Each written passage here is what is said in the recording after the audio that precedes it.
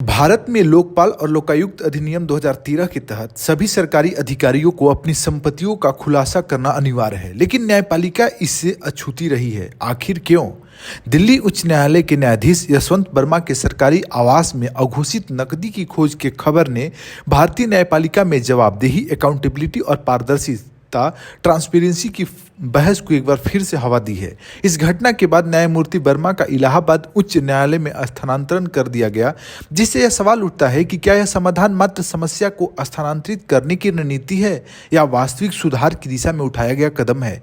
यह प्रकरण भारत की न्यायिक प्रणाली में न्यायिक स्वतंत्रता बनाम जवाबदेही, जुडिशियल इंडिपेंडेंस वर्सेस अकाउंटेबिलिटी के संतुलन पर भी गहरी चर्चा को आमंत्रित करता है।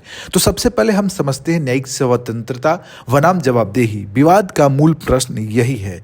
भारत का संविधान न्यायपालिका को स्वतंत्रता, जुडिशियल इंडिपेंडेंस प्रदान करता है ताकि वह बिना किसी दबाव के अपने कार्यों का निर्वहन कर सके। लेकिन स्वतंत्रता का अर्थ पूर्ण अनुशासनहीनता नहीं हो सकता। न्यायपालिका को अपनी स्वतंत्रता बनाए रखते हुए जनता के प्रति जवाबदेह भी रहना होगा। सबसे पहले न्यायिक स्वतंत्रता को समझते हैं।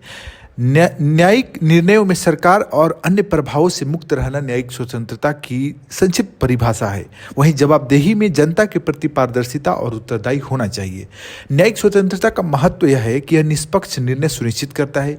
जवाबदेही का महत्व यह है कि यह भ्रष्टाचार और कदाचार को रोकता है।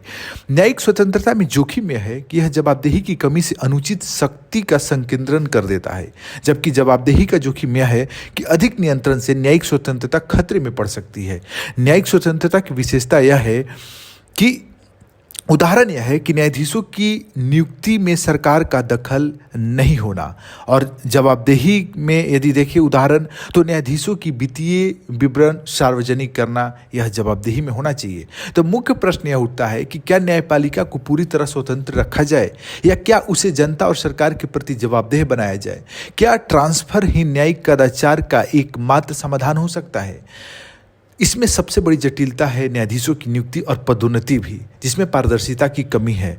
यह मुद्दा हमेशा से उठता रहता है कि भारत में न्यायाधीशों की नियुक्ति कोलिजियम सिस्टम के तहत होती है, जो स्वयं न्यायाधीशों द्वारा न्यायाधीशों की नियुक्ति की प्रक्रिया है। कोलिजियम प्रणाली और उसके लिए आलोचना क्यों होती है? सबसे पहले समझते हैं क्या है कोलिजियम प्रणाली। देखिए, सुप्रीम कोर्ट के 5 वरिष्ठतम न्यायाधीश उच्च न्यायालयों और सुप्रीम कोर्ट में न्यायाधीशों की नियुक्ति और स्थानांतरण का निर्णय लेते हैं।